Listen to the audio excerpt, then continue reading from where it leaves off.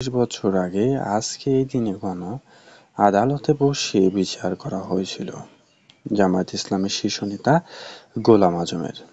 কিভাবে গঠিত হয়েছিল গণ আদালত, এর পটভূমি কি ছিল, এই নিয়ে আজকে আপনাদের সঙ্গে কিছু কথা তুলে ধরব।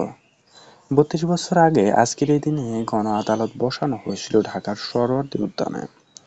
১৯৯২ সালের ২৬শে মার্চ গণ আদালতের মুক্তিযুদ্ধ, যুদ্ধ অপরাধ এবং মানবাধিকার অপরাধের অভিযুক্ত জামায়াত ইসলামী তৎকালীন শীর্ষ নেতা গোলাম আজমের প্রতি বিচার করা হয়েছিল।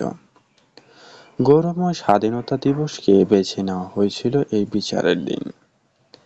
এর আগে পর্যন্ত যুদ্ধ অপরাধীদের বিরুদ্ধে সংঘটিত কোনো আন্দোলন ছিল না। শহীদ জাহানারা ইমামের নেতৃত্বে সেই গণ আদালত থেকে যুদ্ধ অপরাধের অভিযোগ ও বিচার সামনে আসেন।